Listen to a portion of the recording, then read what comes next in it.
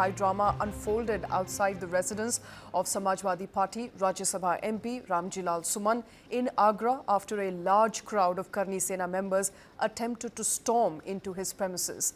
Karni Sena members gathered and tried to forcefully enter the MP's residence, triggering a massive face-off with the police.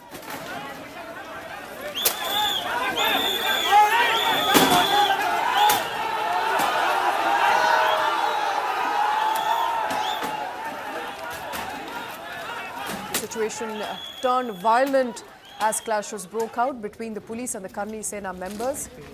In fact, several police personnel sustained serious injuries in the scuffle.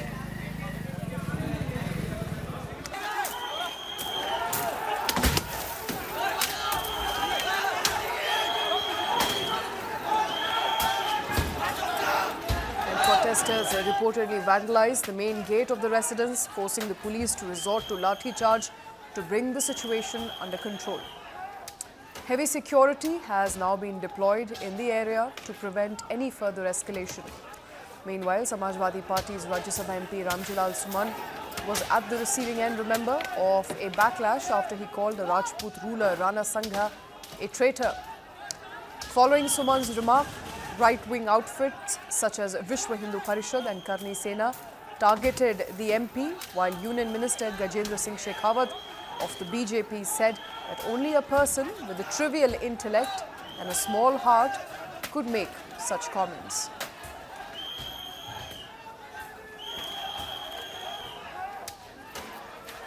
Joining us on the phone line is Sharat Pradhan, senior journalist. Sharat, visuals, of course, on our screens of that rampage that was caused outside Ramjilal's home, of the ruckus that was created by Karni Sena, taking law and order in their own hands.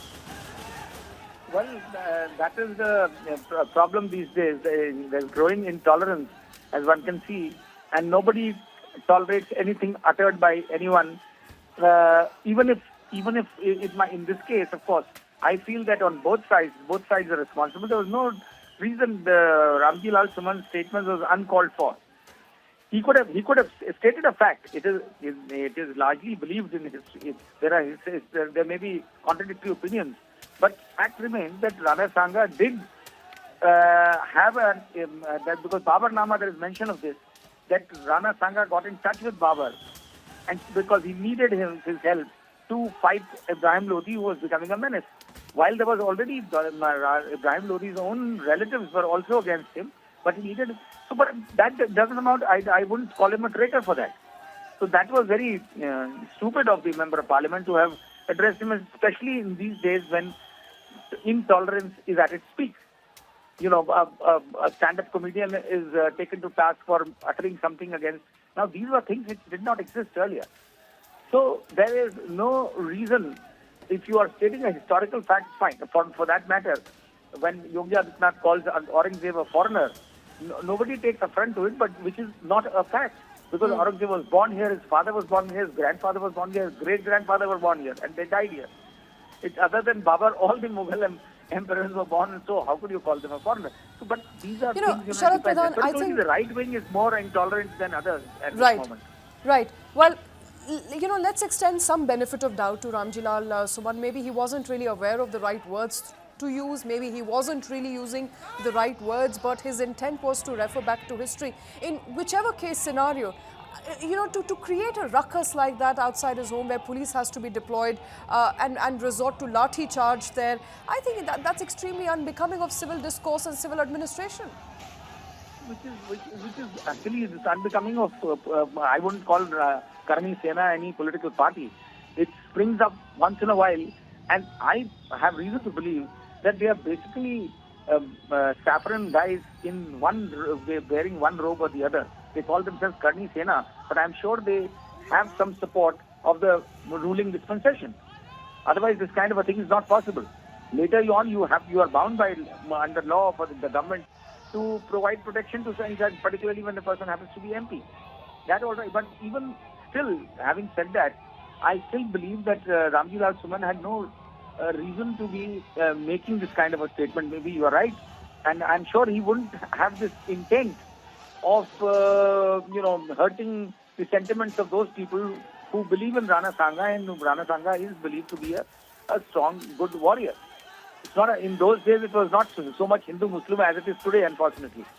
So because at that time it was a conqueror and the conquered. That is how they were treated. You know, Sharad Pradhan, I think it's also important to point out, in light of all the conversation that we've been having in the past many months now, be it Aurangzeb or Rana Sanga or the comedic acts that we see being performed in various parts of this country, I think fact of the matter is history today is being used as per the whims and fancies of the people.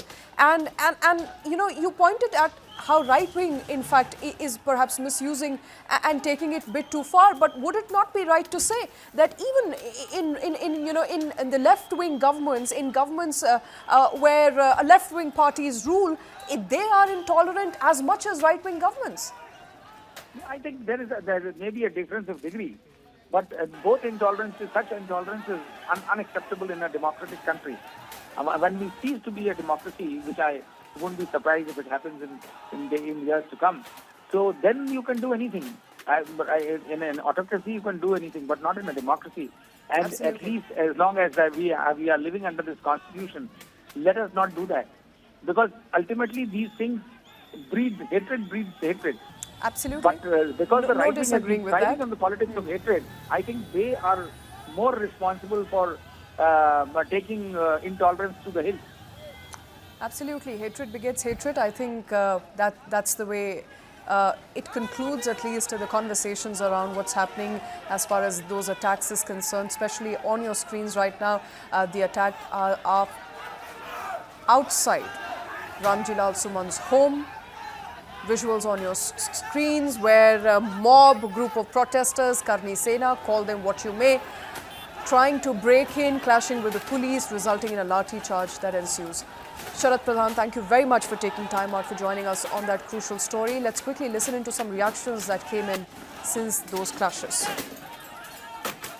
ये वही category है, ये वही breed है जो बाबर से लेकर के औरंगजेब तक और जिन्ना तक को महिमामंडन करते हैं। तो देश के प्रति इनके भाव क्या होंगे, भारत की विरासत के प्रति इनके भाव क्या होंगे, भारत के महापुरुषों के प्रति क्या इनके भाव क्या होंगे, ये अंदाजा इसी से लगाया जा सकता है। और ये लोग अवसरवादी भी हैं, इनको पलटी मारने में कोई देर नहीं लगेगी। भाई आज कर रहे हैं तो कहीं वोट लेना होगा, तो उनके कुछ नेताओं ने बयान देने शुरू किए हैं कि अब जो लॉस हो रहा है और जो कटघरे में खड़े हुए हैं, ठीक है, तो उसके बारे में इन्होंने कहना शुरू कर दिया, नहीं साहब ये तो जो है उन्होंने गलत बोला है, और ये तो राष्ट्रीय महापुरुष थे, राष्ट्र नायक थे। राणा सांगा के इतिहास को अगर इन्होंने पढ़ा होता, वो महान योद्धा जिसके शरीर के घाव इस बात को बताते थे कि इन्होंने भारत की धर्म और संस्कृति को बचाने के लिए उस समय किस प्रकार के पराक्रम का परिचय दिया था। ये महाराणा प्रताप, महाराणा सांगा, छत्रपति शिवाजी महाराज और गुरु गोविंद सिंह के बारे में ये लोग बताएंगे? इतिहास के बारे में लोग क्या जानते हैं? जो औरंगजेब और बाबर की पूजा करते हो, जो जिन्ना को अपना आदर्श मानते हो, इन लोगों से इसकी उम्मीद नहीं की जा सकती है। इतिहास के पन्ने सब पलट रहे हैं। बीजेपी के सोचिए क्या इतिहास का पन्ना पलट रहे हैं। बीजेपी के लोग किस बात पे बहस कर रहे हैं? उनके बड़े बड़े नेता जिन्होंने संविधान की शपथ ली, वो किस बात की बहस छेड़ना चाहते हैं? औरंगजेब की बहस छेड़ना चाहते हैं। तो अगर रामजिलाल सुमन जी ने भी इतिहास का कोई पन्ना पलट दिया, जिस पन्ने में अगर इस तरह की भाव लिखा होगा, 200 साल पहले, 100 साल पहले हम लोगों ने तो इतिहास लिखा नहीं। इतिहास किसने लिखा है? इसलिए भारतीय जनता पार्टी से पूरे उत्तर प्रदेश की हमारी समाजवादी पार्टी की तरफ से निवेदन है कि इतिहास के पन्ने ना पलटें, क्योंकि इतिहास के पन्ने अगर पलटे जाएंगे तो लोग ये भी याद करेंगे कि छत्रपति शिवाजी महाराज जब उनका तिलक होना था तो किसी ने उनका तिलक नहीं किया, और हाथ से तिलक नहीं किया गया। सुनने में आ रहा है कि पैर के बाएं अंगूठे से उनका तिलक किया गया था।